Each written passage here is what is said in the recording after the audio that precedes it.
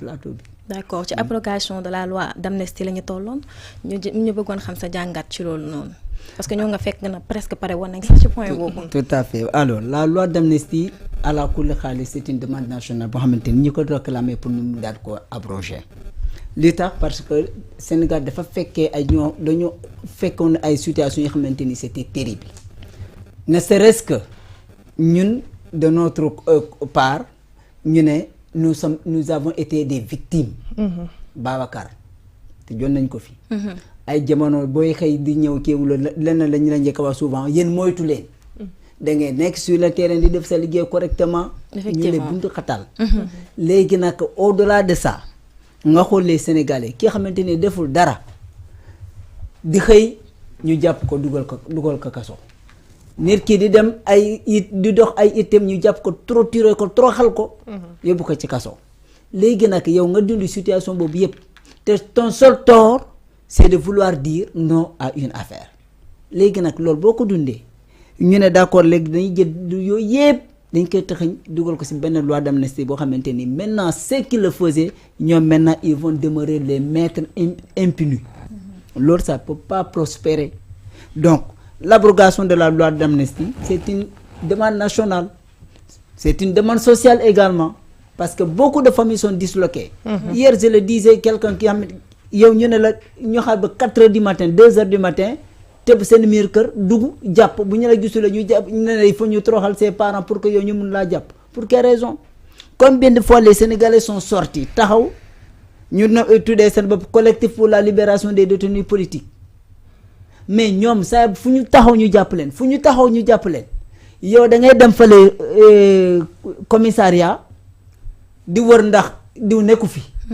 ñu ne yow tam si ñoom nga bokk taf ñu taxañ la dugal la ci kaso si dans les xaw na fii ci suñu dëkkandoo yii xaw na feneen ak feneen il suffit nga dem seet si nit rek wala di xam est-ce que diw mu ngi fii rek tu es bon pour être arrêté léegi nag Sénégal dund loolu ay jamono booy génn yow bu fekkente ne yow dangay taskat xibaar nga vous êtes comme par exemple nous le cas de Kéwoulo tout le monde savait qu'on était très bien positionné pour défendre loo xamante ni moom moo di les faits mais yow da ngay génn say waa kan di la ñu njëkk a def moytul. vous serez arrêté lii ak lii ak lii psychose totale la ñu doon dund ay jamono yooyu. mais Sagna ñu bëri jàpp nañ ne li nga xam ne moo di Amadou Ba def nii pour protéger ay militants wam la tey la ñu ci des. non c'est-à-dire comment protéger les militants ki xamante ni mu ngi toog këram bool añam ñu ne ko yow da nga def benn publication Facebook. ñu jàpp la dugal la kaso kooku noonu fan lañ ko protéger foofu la loi d'amnistie c'est fait quoi contre les tortures et les crimes de sang la ñuy wax même ñoom ci boppam quand vous voyez même la publication de Guy Marius Sagna récemment qu'est-ce qu'il a dit il faut maintenant tout ce qui concerne les crimes de sang les crimes de torture là il faut que ñoom ñu bañ koy dugal ci loi d'amnistie ay waay yow ñi tiim doomu aadama mu yor drapeau Parcelles Assainies ñu visé ko ti dóor ko ñu ne léegi moom profil bas nañ ko lay bàyyi mu sedd mais kooku il a un parent mais le cas de Kër Mbaye Fall le jeune Keita buñ ko rey ñun bu ñu fa demee on a trouvé son papa nous étions les premiers sur le terrain on a trouvé son papa mais lan la wax sama yaakaar la ñu tas sama yoon nekkul ci Ousmane Sonko sama yoon nekkul ci Macky Sall sama doom jàng laa ko sant mu ñëw ñu dóor ko nii rey ko ci zéro ci mbirum politique kooku noonu ñu nañ ko bàyyi mu sedd quoi loi d'amnistie la il protège Amadou Ba protège qui là-bas c'est lui qui a pris son arme tiré sur quelqu'un Pape Abdoulaye Touré torturé ko pendant combien de temps ñu nar koo bàyyi ñu ne loi d'amnistie la parce que Amadou Ba a proposé ça pour protéger qui Colette Babène ñu jàpp la sain et sauf tu n'as rien ngay génn kaso avec des traumatismes ba mu dund ci am ci benn handicap Dieu a fait qu'elle a eu des traitements très très très efficaces chaque jour tey bu demulee Thiès pour traitement suba mu ngi yoonu Mbour pour traitement sëriñ bu mu xalaat neurochirurgien bu mu xalaat kinésithérapeute bu mu xalaat dem na fa pour mu mun a tey yàlla looloo ko may sens tey jii nii pour mu mun a taxaw loolu tamit grâce souvent à l'intervention de ñi nga xamante moom moo di la solidarité de Pastef ñi nga xamante ni ñëpp ñu ngi ko doon wax parce que moom son moyen à elle seule elle ne pouvait pas elle est sortie de la prison très déjà paralysée tey jii buy commencé di dox loolu sant yàlla donc tout ça là les gens veulent que ñu bàyyi ko ci benn benn derrière benn loi d'amnistie la police sénégalaise les FDS yow ngay gis nit il faut ma rejoindre foofu Aram fu mu doon wax ni Sénégal dañuy arrêté nit ñeneen ñi toog di fecc ça c'est moins mais tu vois que les gens sont tués d'autres di applaudir